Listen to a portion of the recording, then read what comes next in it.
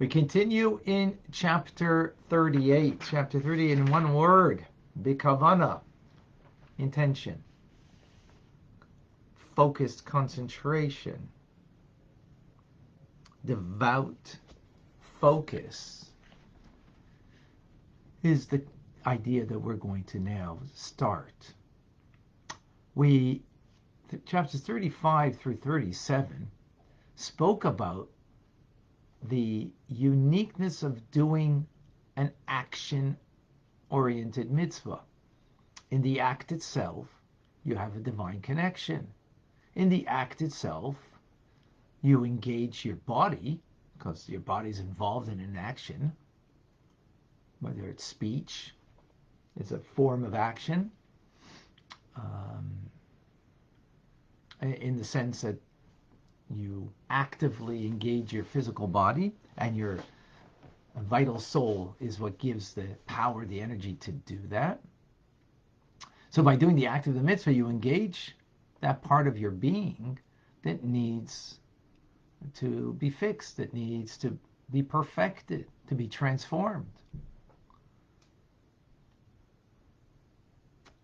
But that's literally in the very act itself. So, in the act itself. Now we're going to the flip side of the coin. That's what we're going to examine in the next few chapters. Kavana, intent. Deep concentration or focus. Deliberateness, mindfulness, whatever term you want to use. That's our focus now. So the Alter Rebbe is just going to bring a little idea over here, short class. He says that although we've been speaking now about the act itself is what creates the dwelling place for God. The act itself is an end in itself. When you do the mitzvah, just putting on the tefillin, just the act of giving charity, lighting Shabbos candles, eating kosher, the act itself, well, eating kosher on Shabbos at least, is an end in itself. It's a divine connection. Yet nevertheless, as it's said about prayer, and it won't be just about prayer, but by prayer we understand this idea more than anywhere else perhaps, right? Or making a blessing over food, that when it's said without kavana, without intent, without a focus, right? But you said the words, you said the prayer, you articulated it. It's like a body without a soul. In other words, the words of prayer are the body. The intent, the mindfulness, is the soul. It's the soul. So it's like a body, the words, without a soul. Okay. So the Alter Rebbe now goes into explaining this idea in a deeper sense. And we're just going to touch upon it today. We'll continue in forthcoming classes, because that's how it's divided.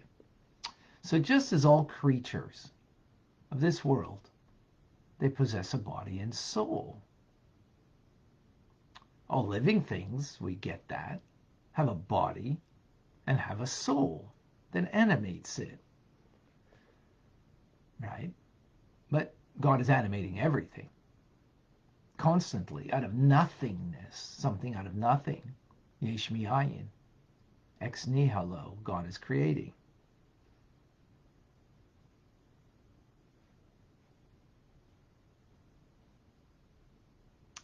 Which means, what's God animating? Something out of nothing. My body, right? How about my soul? My soul too. The animating soul, is being created something out of nothing. Both are being created something out of nothing. Right? Now, parenthetically, the Alter Rebbe says now, the material body, right, of things, that is for example, like a stone, earth, that are absolutely inanimate. Their vitality comes from God. And the vitality, if it were to be removed, it would become naught. It would become nothingness, as it was before it was created. Right? That's just... So we have everything would... That's just a parenthetical remark over here. Right? God is animating the body of everything and the soul of everything.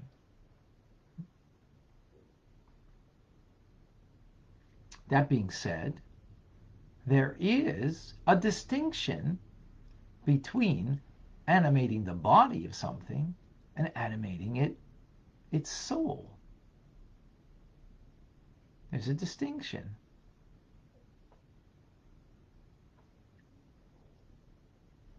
With that, we conclude today's class.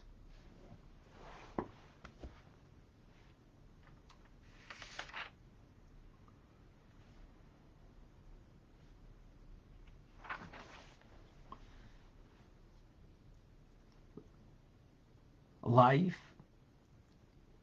living life as a body without a soul seems like not living. But the truth is, the body is separate from the soul.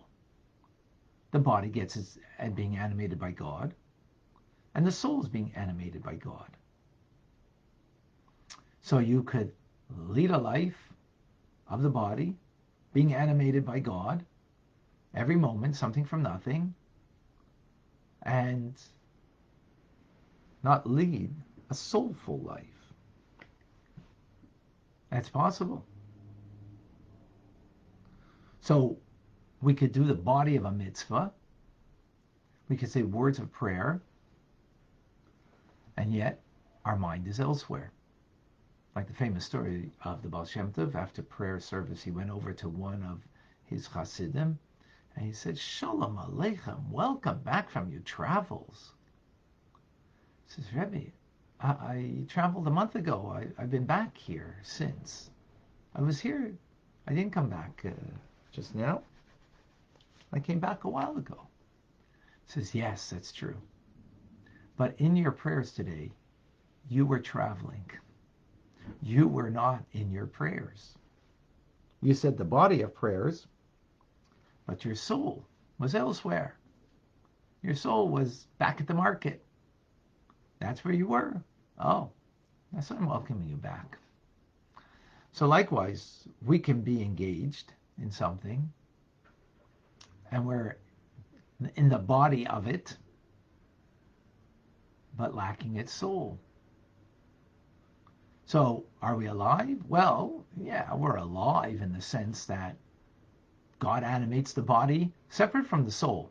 So I'm being animated now. God's creating my engagement in this. But it's a body without a soul. It's missing the soulfulness. It's missing the kavana, the intent. That's what's lacking.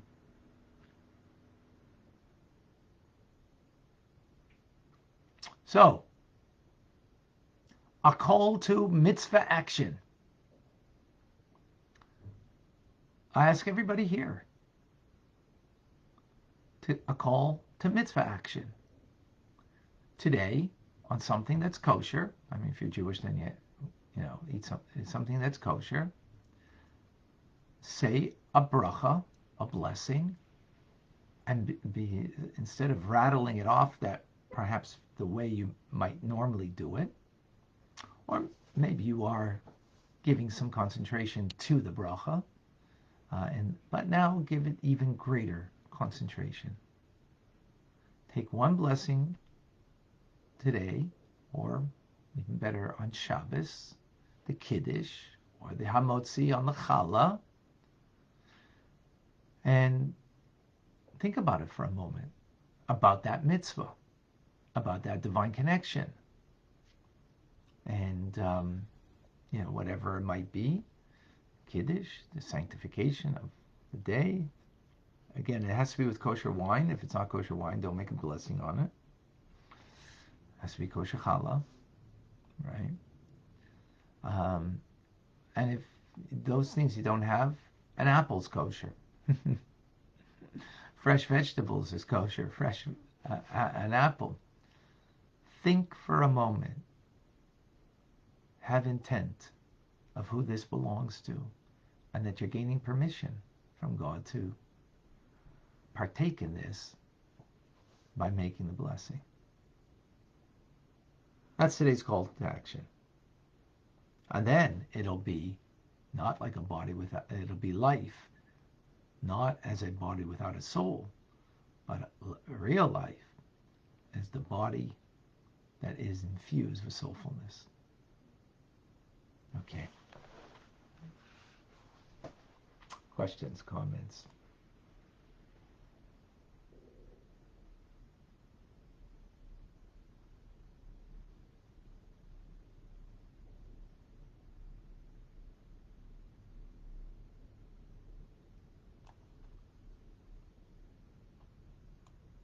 Rick, if you had a question, I lost it in the feed. Oh no. Did God always exist? Of course. Time is a construct that God made. He created. So God's beyond time. Not that he like he's not limited to time. Before God, there is no time. Right? He created time. So did he? There wasn't an always for him to exist, because always means, well, there's, different points in that linear time period. So, and of course we have to speak in those terms because that's, for us there is a linear, time is, past, present, and future. But God is beyond that. So more than always. Right? But yes, in our terms we have to say it that way.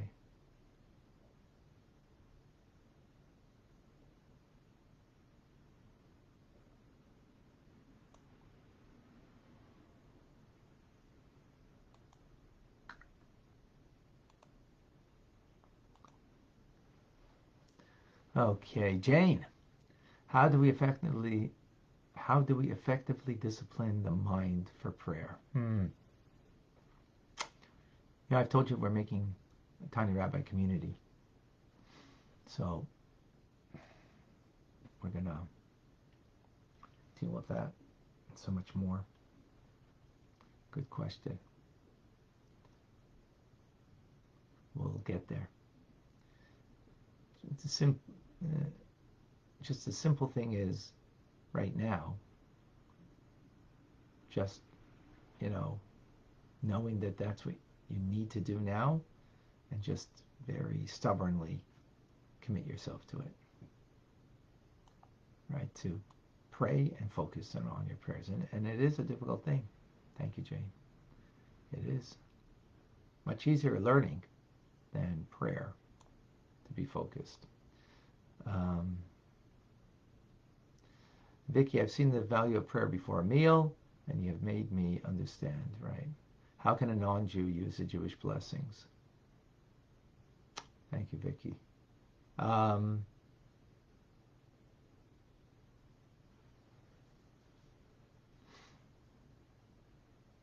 Let me, I want to, a good question, I need to find out more specifically. So let me think about it, and I will get back to you. Okay, thank you for the question. But for sure in the English, you could say it. Say it in the English as of now. Okay, the English translation. Reminder of Rambam today at 1. Strategic. Do you mean soul in the literal sense that you mean where the mind is, the soul goes? That's thoughts. Separate thoughts from soul. thoughts of the person, that's where the soul vests itself in. Yes. So that's true.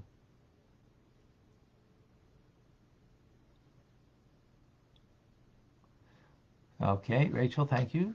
Target sells kosher wine. Okay, that's great. Thank you for sharing that. So if you want to get kosher wine. The body is just as important, though, Rabbi, as it is the vessel for our soul to do the physical acts of chesed. We can only do the mitzvahs via our body, right? Yet the intent is via our soul. Correct. We're going to explain that more coming classes, Michelle. Thank you. That's very true. Is it better to daven a small amount if you feel you won't be focused than an entire davening? Bella. That's a very good question. I would say if you're already davening the whole thing, don't minimize. Just choose a certain part to really focus each day.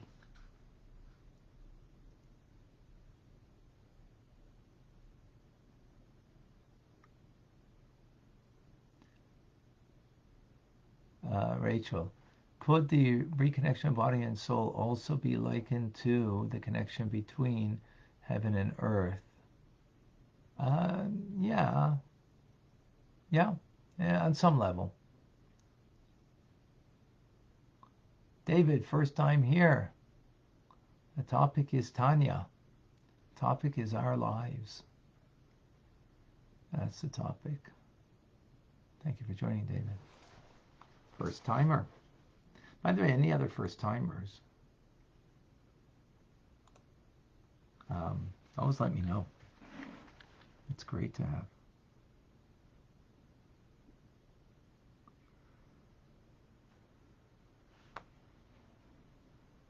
Okay.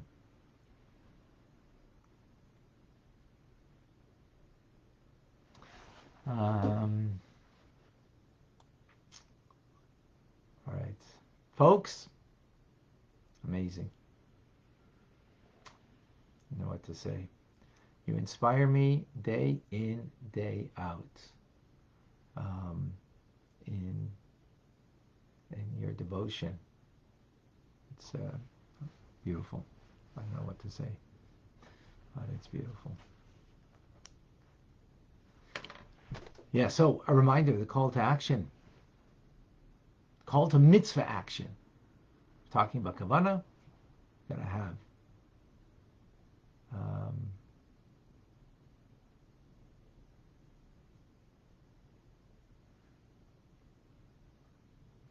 that, yeah.